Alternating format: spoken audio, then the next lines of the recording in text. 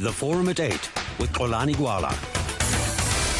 10 minutes after 8, welcome to the Forum at 8 here on SAFM, South Africa's news and information leader. My name is Xolani Gwala. Well then, we have been discussing it for the past couple of days now. There has been a deterioration of human rights, political freedom, transparency and accountability in 4 of Africa's powerhouses, and that includes South Africa, during the past 6 years. That is according to the Mo Ibrahim Foundation's latest index on African governance.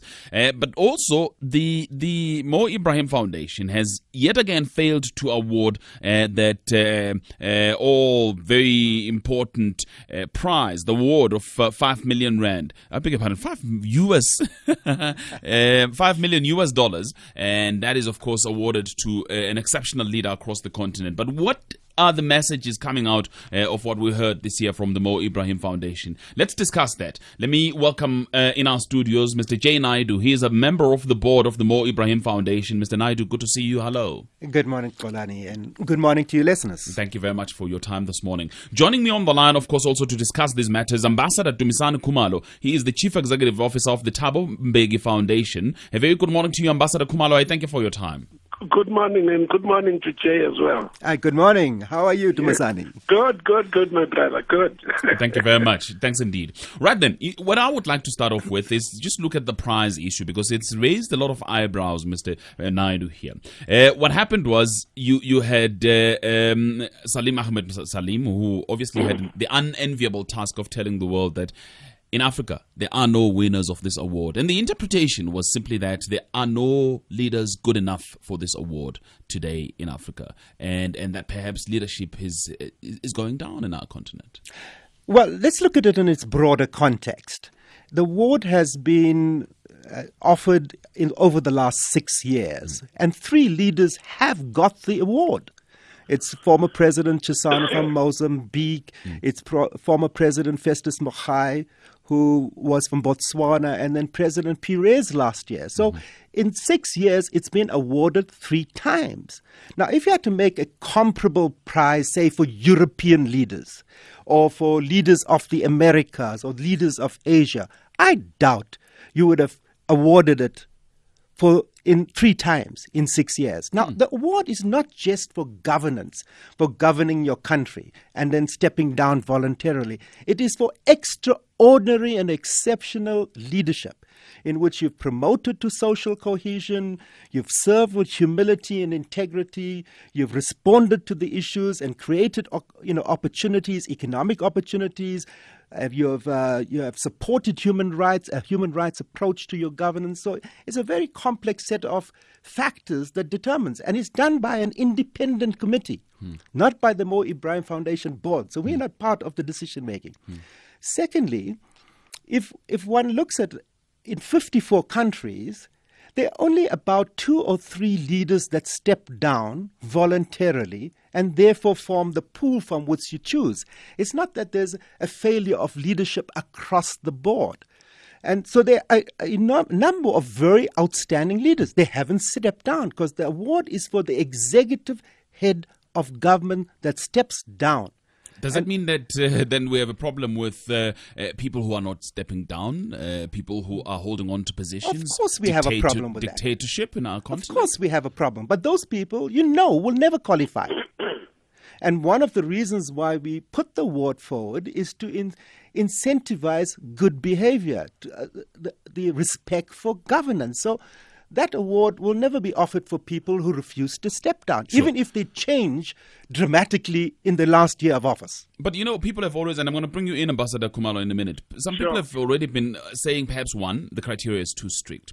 2, the idea of leadership as envisaged by the Mo Ibrahim Foundation, perhaps also there's a problem with it, because why not award it to an opposition leader? Well, this is a very good question, because the Mo Ibrahim Foundation does not claim to deal with leadership across the board. We say we have a very specific remit.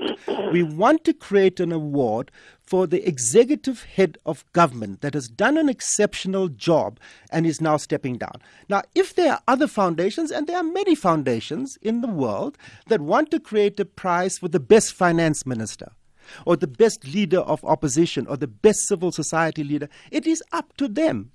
The Mo Ibrahim Foundation board has decided, as one tool, just one small part of the work we do, that we want to try and create an award for exceptional performance of an executive head of government.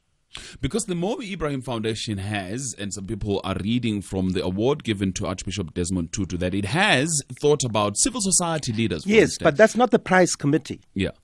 So there's a distinction between the prize committee that is headed by a very reputable people like Salim Salim, who was in the OAU Secretary General, by people like Mati Atisari, Mohammed Baradai, who are on the prize committee. It's a separate structure. The board, in its own wisdom, can decide to award extraordinary awards, like we did in the case of Nelson Mandela, even though he did not qualify, because it was long after that he had stepped down. Or in the case of Archbishop Tutu, we will reward outstanding individuals who have contributed to the deepening of governance and speaking truth to power. So that was the context in which in September we said, given the long service that Archbishop Tutu has spoken on the issue of democracy and human rights, we feel it is appropriate to give him an award.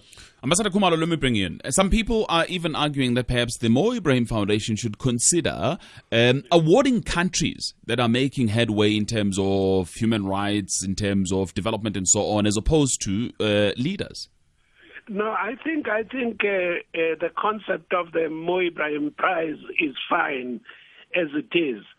The one wrinkle I want to bring in, which is slightly different but still speaks to your point, is that our experience in the Thabo Mbeki Foundation has been that there is also room to groom the middle-level leadership, the young thought leaders. Because, the government, the president at the top may be very good, but Jay and I, having served in government, know that the president may look good because of the work of these faceless individuals who are below, who do all the work. So we've chosen to focus on these mid-level leaders. And I'm not saying that's where the Mo Ibrahim Foundation should go, but I wish there was a way in which those in the mid-level could also be acknowledged, because, leadership is a collective process. It takes everybody to make a leader. That's why we say you need a leader with integrity, with compassion, and with understanding, because one of the great attributes of a leader is to be able to run this machinery that makes you a great leader. So we've discovered that in working with the young leadership and what have you, the young people who make the leader look great is another thing to focus on. But Ambassador Khumalo, do you accept as well as the Thabo Mbeki Foundation that in the past 3 years there hasn't been a leader capable of taking this award, a leader who would have left office in the past 3 years, who would have not exceeded their constitutionally defined limit and so on? No, but I don't think it's our role to judge this eminent persons group that has made those decisions. They have made a decision looking at what requirements they need and all of that. And, so for me to say, why did you find 3? You could have found 6, you could have found 9. The Mo Ibrahim Leadership Prize plays a very important role in that it holds out this vision for us that if there are great leaders who at the end of their service have done a lot, we hold them up. But I'm saying that we shouldn't just look at one spot. I'm saying it takes others. It takes a village, to make the child grow. So maybe we should think about the village. Are there places where we could make the village operate very well, the government operate very well? And that's where we should look. Maybe not the Mo Ibrahim Foundation itself, but others to do that. Because in Africa, if we don't collectively do things, we'll focus at the top, and, the rest of the system will fall apart. Okay. So, I would agree with what Dumasani has said, because, and the prize is just one small part of the Mo Ibrahim Foundation. Yeah. We have scores of young people that are today being mentored. For example, we have taken some of the brightest brains of young graduates in the continent, and we've attached them to the president of the African Development Bank, to the WTO Secretary General, to the Pascal Lamy who runs the. So we are encouraging young people to develop what I absolutely agree with Dumasani on, the next generation of leaders. This is fundamental because if you look at the average age of a head of state in Africa, it hovers around 70. If you look at the demographics of the billion people who live in Africa today, 50% are under 20 years of age. By 2050, that will be 75%. So we've got to start creating the new generational leadership and that intergenerational debate. Now, the Mo Ibrahim Foundation's one of our big things is convening this major conference of leaders, which will take place in Senegal in Dakar in November. And the focus of this year's annual Mo Ibrahim Foundation meeting is youth leadership. We are having 500 youth leaders that will be meeting with the senior leadership of the African Union, of the UN Economic Commission in Africa, of the generation of heads of state that are currently there. And we're going to have this debate precisely about the issues that Dumasani is raising. How are we preparing both economic opportunities but leadership opportunities for the next generation? Just again, to use Ambassador Khumalo's analogy of a village, in terms of the 2012 Ibrahim Index of African governance, then how is the village looking? Well, the village over the last 10 years, and remember, data is a huge challenge in Africa, but we've collected data over the last 10 years, and it does show an improvement across 75% of the indicators around governance, which relate to economic opportunities, to gender, to education, to health, to the question of human rights. And that's tremendously important, but it's coming off a very low base. Yeah. So what we know is that some countries are doing exceptionally well. So if you take countries like Mauritius, or you take countries like Tanzania, or like Botswana, they are continuously performing above average and setting the standard. But you take countries like you mentioned, the economic powerhouses, we've seen a decline. In South Africa. And I would like us to talk about that. Yeah. I would like us to be specifically talking a little bit about South Africa and where it is. One of the things is, and you mentioned it, sustainable economic opportunity. South Africa and Kenya in particular have registered declines in this area. Firstly, talk to me about what this sustainable economic opportunity is and how has South Africa and Kenya declined in this regard? Well, governance at the end of the day, Xolani, has to be about, are we giving our people a better life? Are people having basic services, access to water, electricity, sanitation, roads? Are they getting not just access to education, but what is the quality of education, the quality of health? So ultimately, governance is about democracy, and democracy is more than just the right to vote every 5 years. If you look at the history of South Africa, we made tremendous advances in deracializing our society. No one wants to go back there. But if you look at economic opportunities, we have done exceedingly poorly. Because if you currently look at the situation of inequality, we have become number one in the world on the Gini coefficient, which measures inequality. How can we have inequality growing in a democracy? Secondly, if you look at the statistics on employment, we know today, from government statistics, more than half of young people coming out of 12 years of education have very few skills, no jobs, and unlikely to have a job in their lifetime. That is a time bomb. If you start to look at the situation of how many dependents a breadwinner supports.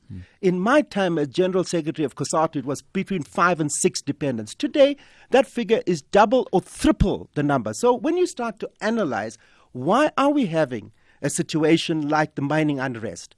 Because the people that are living on wages today have to support a lot more people than they support in our time. And they feel that their leaders are not representing them. And this causes an issue which is coming back to the issue of governance, of our leaders actually representing the real grievances that people have. And in a context where people lose confidence in leaders, then violence becomes a language, because that's the only language that our leaders seem to listen to. Ambassador Kumalo, let me bring you in. Very important points being made here, because the irony of South Africa declining in the sustainable economic opportunity category is that elsewhere in the continent, actually, that's where people are doing much better. People are creating opportunities in other parts of the continent, but we seem to be going backwards. Yes, and I think maybe the thing that we don't do very well in South Africa is we're not tapping into all the human sources that we have. You know, we at the Thabo Mbeki Foundation just had a retreat 2 weekends ago. And you see these young, brilliant South Africans of all colors who you look at and say, my God, this is what we thought we wanted to see when we were all in exile and fighting that one day these young people will help run the country. But they are not connected to the right sources. The other big problem that South Africa will have to deal with is youth. You know, Xolani, when I grew up, miners were people with gray beards and, fathers from the rural areas. Look at your TV screen. These pictures show young people. So what has happened is that the youth that was ill-trained and couldn't find jobs anywhere have gone into the mines. They are not going to be docile like their fathers or their grandfathers. They are going to be able to stand up and make demands that the mine owners and the mine systems never thought about before. And, so unless we address this issue of the youth, yes, Jay is absolutely right. Remember, we had the so-called lost generation, and where many young people didn't get a good education. There are others who are getting education who are doing very well. It's either they are not enough or they are not connected very well. So we really need to think about human resources, irrespective of what party they are, where they are, and say, how do we deploy our human resources in a big way? Because our country would become even greater than it can be. Sure. Another area that I would like us to touch on before we go to the headlines and open the lines on 0891 10428, Mr. Naidu, is the area where the foundation found that each of the four countries, meaning South Africa, Nigeria, Kenya, and Egypt, deteriorated the most in the extent to which citizens have the freedom to participate in the political processes. Now, that is very worrying, especially in South Africa.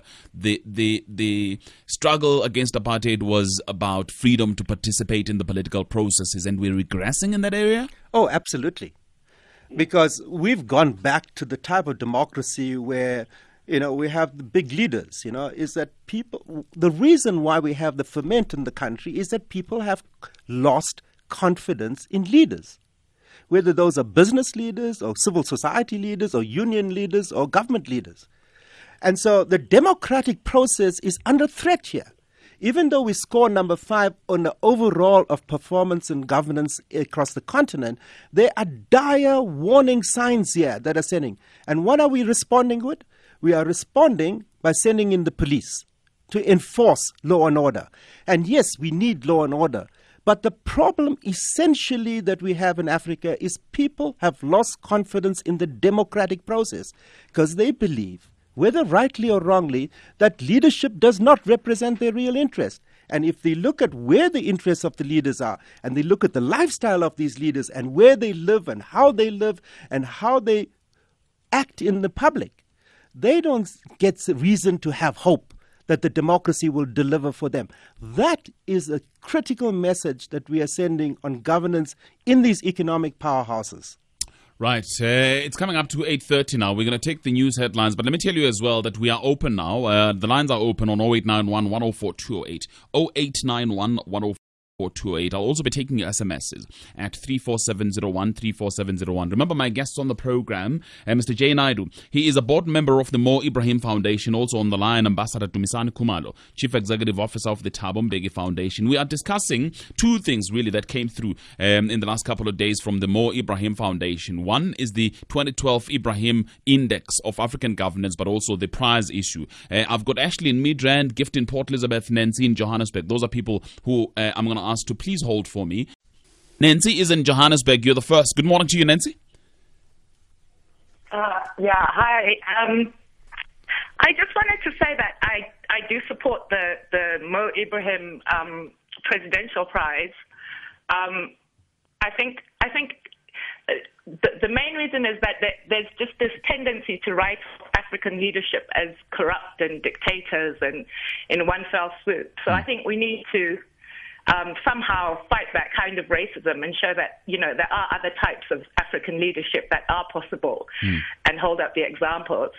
But I do think that in many cases, there are countries that have done exceedingly well in certain areas, maybe not in the whole governance thing, but in, say, education or health, who should be awarded specific prizes. So for particular areas of advancement in development areas, which I think would then encourage other countries to do the same and other leaders to do the same. Nancy, in Johannesburg, I think point very clear, perhaps that we should consider awarding countries as well who are doing good. Nancy, thank you very much. Let's go to Ashley in Midrand. Hello, Ashley. Good morning, Polani, and to your guests. Hi, welcome. I joined your conversation a bit late, but I just wanted to... There's a great discussion happening that is trying to shape the agenda of Africa's development, and I just wanted to greet Jay, who will be sharing a platform with Hadil Ibrahim from the Mo Ibrahim Foundation at an assembly of African grantmakers at the end of the month in Johannesburg.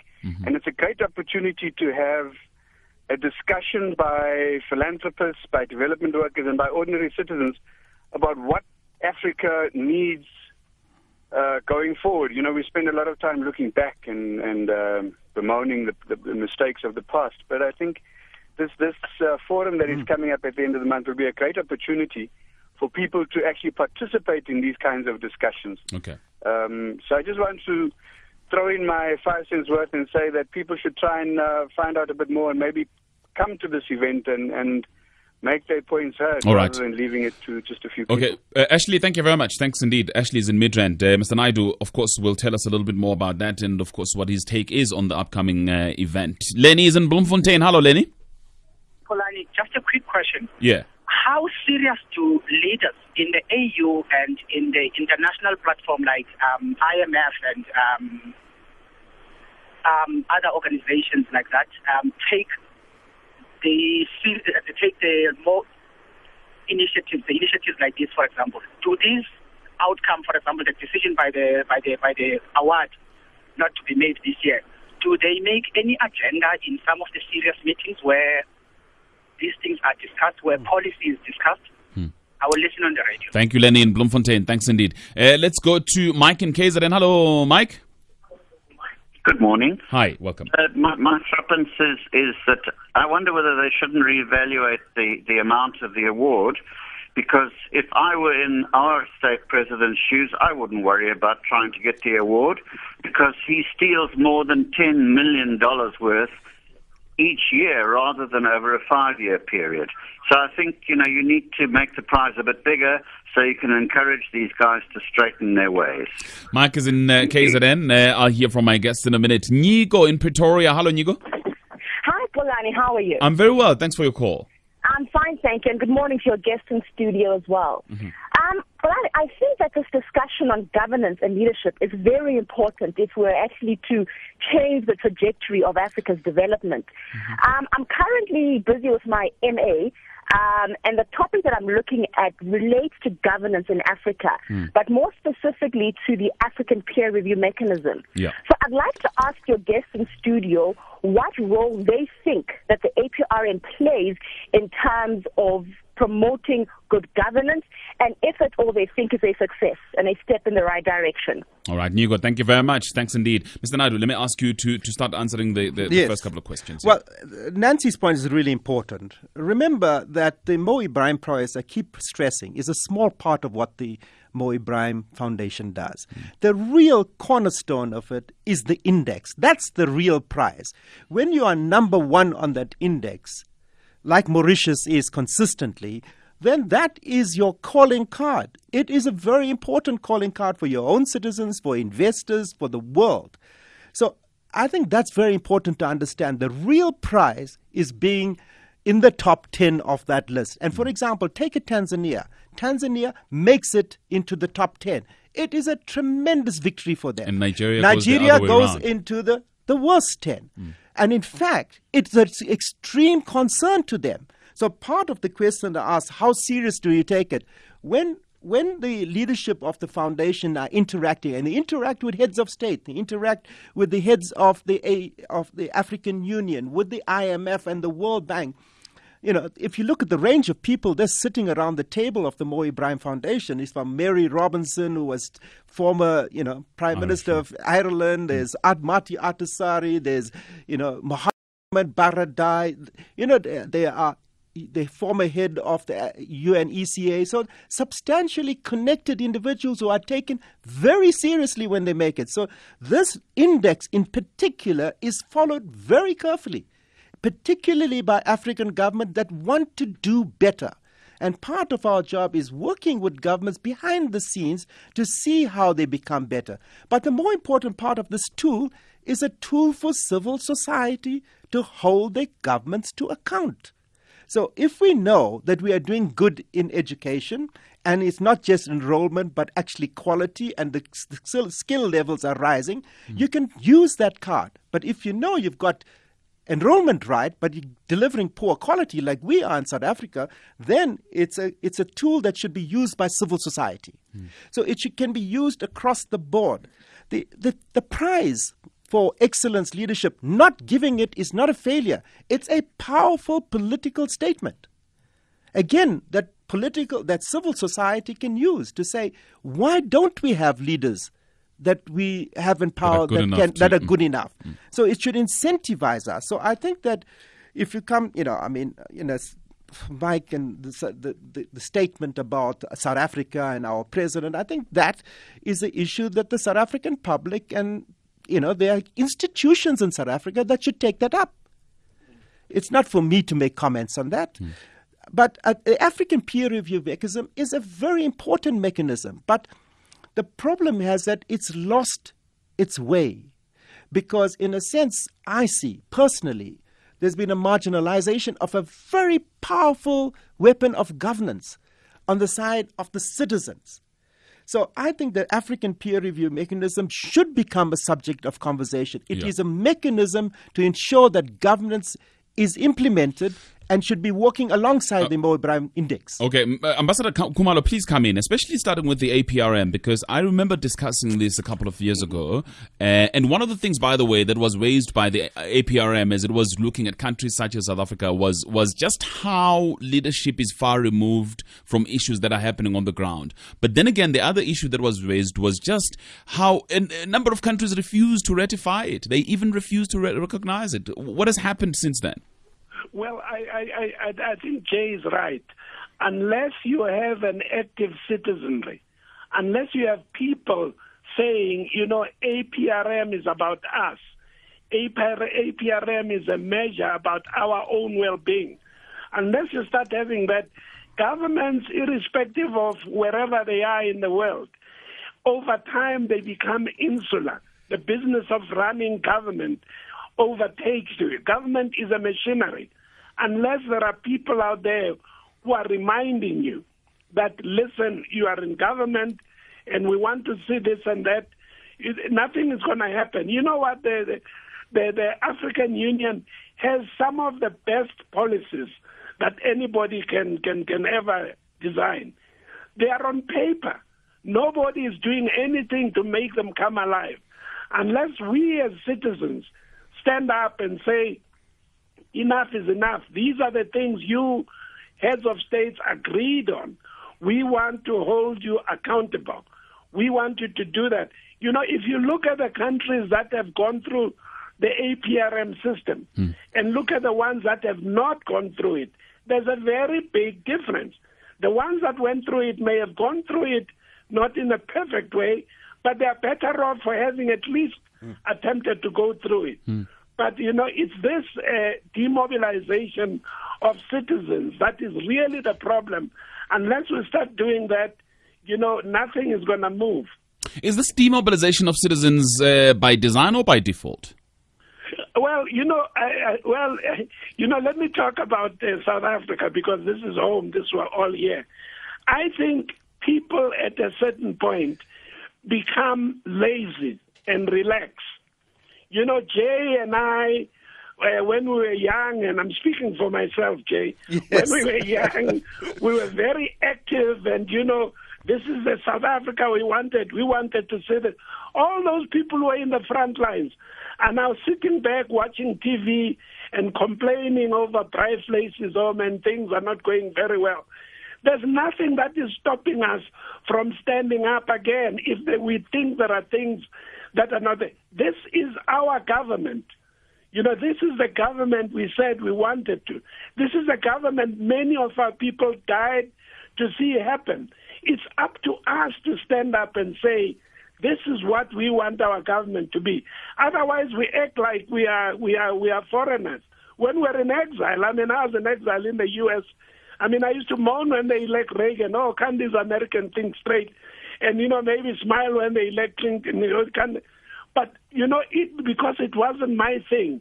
But this one is ours. And I think as soon as we start thinking that way, we will solve many problems. Otherwise, if we think the few thousand people who are running government are always going to do things for us, it's going to be terrible. But surely, Ambassador Khumalo, before your last point, because I just would like to highlight this issue of those people again who struggled, and I mentioned it at the beginning, the activists of yesteryear, when they hear that South Africa is declining in the areas of safety, rule of law, participation in human rights, surely that should come as a shock.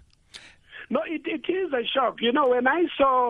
When I saw those people in Marikana die from the police in uniforms, and these are things we said in '94 when we were at the union buildings, weeping when we saw those planes fly out and Nelson Mandela take his oath. We said, thank God, all those images will never come back. They are back.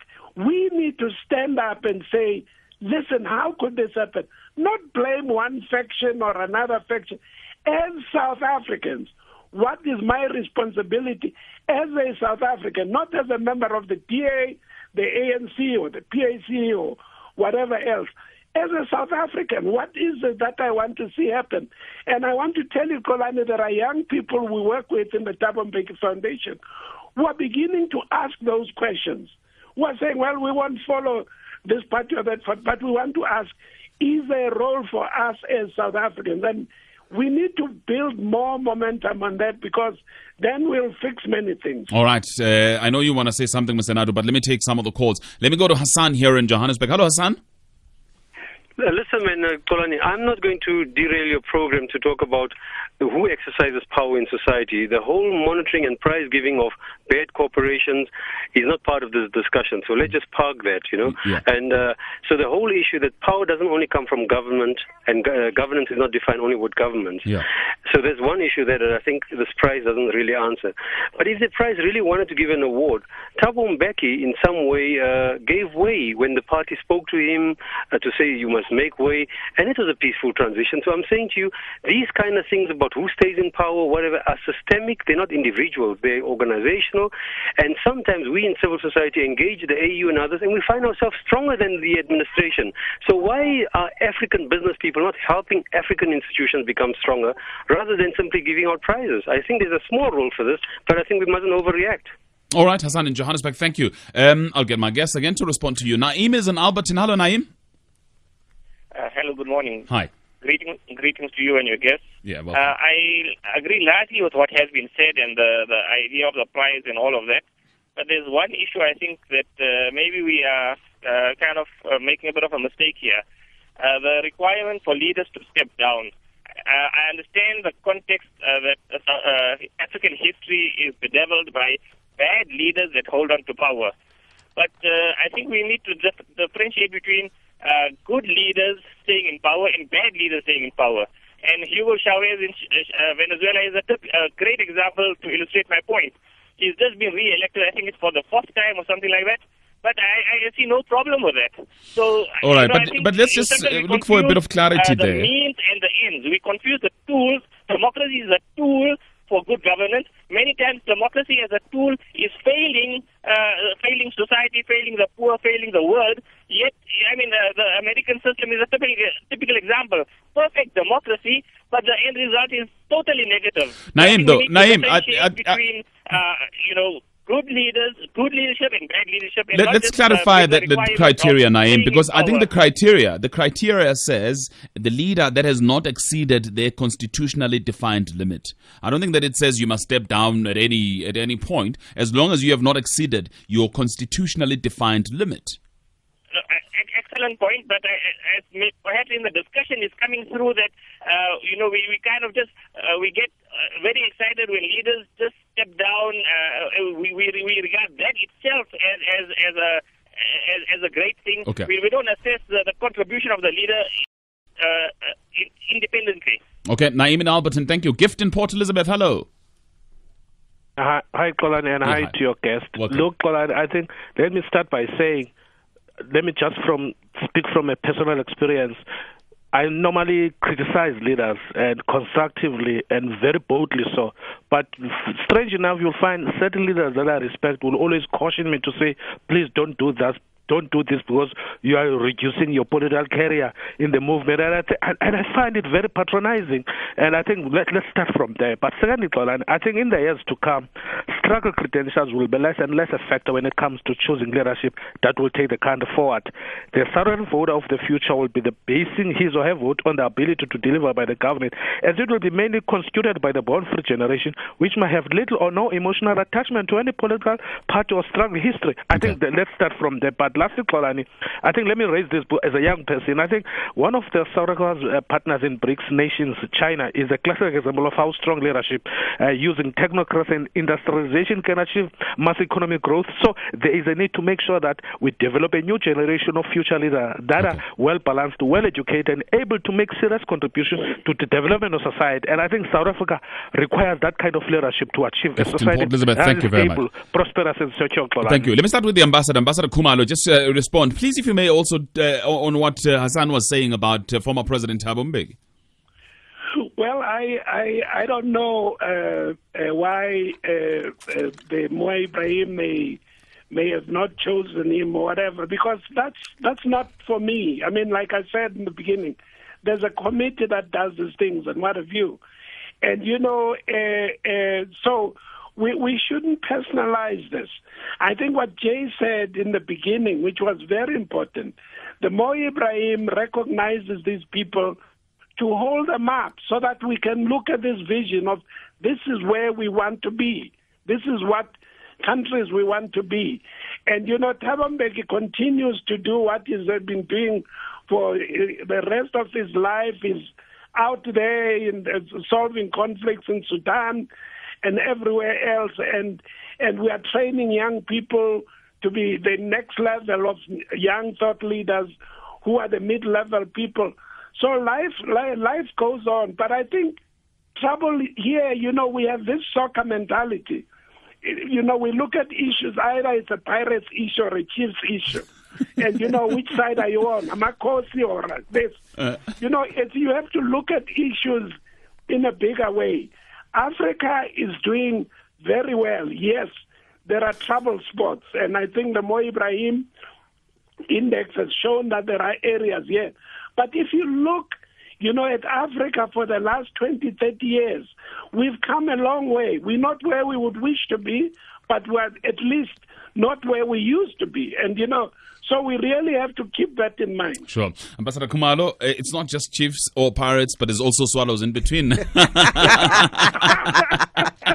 So, yeah, it's it's a discussion that can't be concluded in one hour. But the Mo Ibrahim Foundation does not claim to do everything around governance. There are many other players, including the Thabo Mbeki Foundation, which plays an incredibly important role in resolving some of the most intractable governance issues we have, where countries are in conflict or in civil war. So we work alongside many other organizations. The second thing is that Mo Ibrahim is a businessman. And as an ex-trade unionist, I feel very proud to serve on his board because he's a businessman that understands that his money was made from him taking risks in telecommunications, one of the pioneers of the telecoms revolution in Africa. And he decided on his own to say, my money should go back there to serve the people. He's a role model for businessmen in Africa, and particularly for businessmen in South Africa, because the fundamental challenge for us is that black economic empowerment has not benefited the ordinary black person, even the small black business person.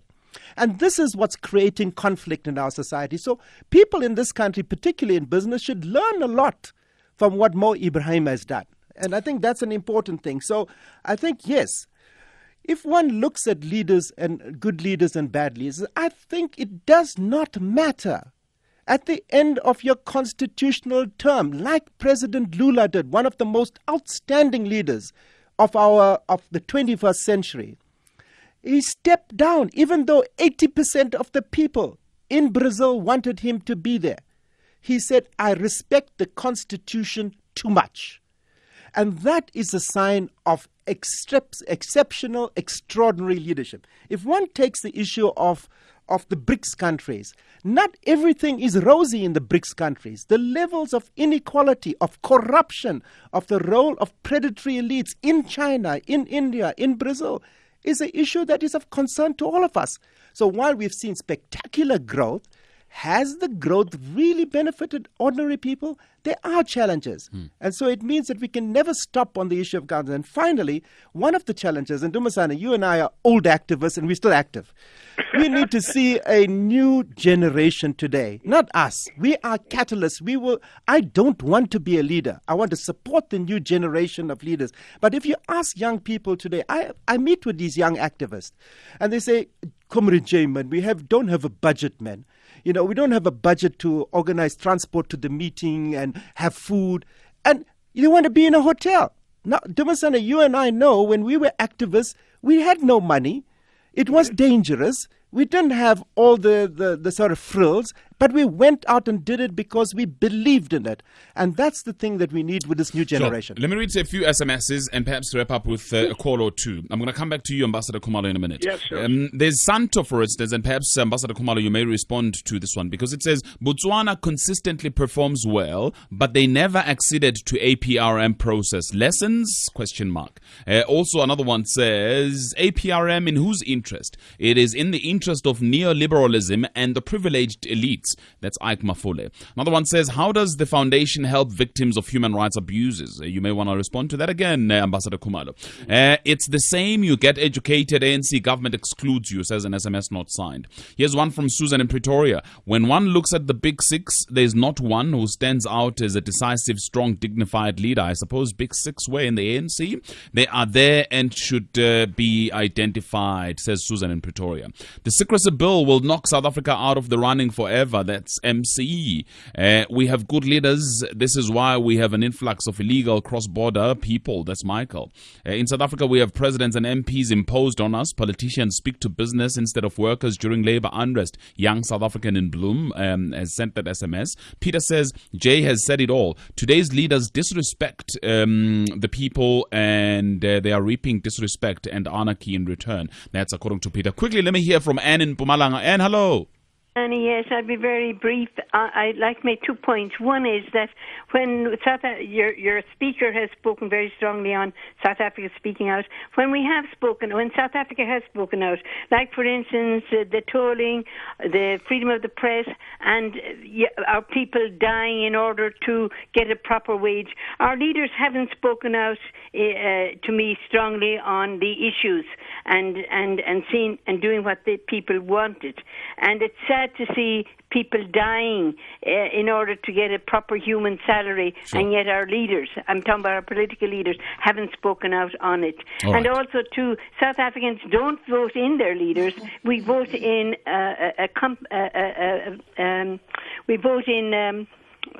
what you may call it. All right, yeah. And while for the next generation, people will still vote in the ANC because of our apartheid system in the past. People see the ANC as a black. God, I'm thinking. Okay, all right, and I think we got the point. Sig, you have less than a minute.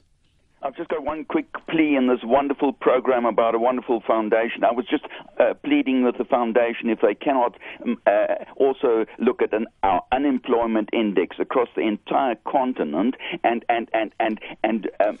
emphasize and identify projects which help to fight unemployment by creating jobs. Thanks very much. Thank you very much. That's Edwin. Ambassador Khumalo, let me start with you, wrapping up.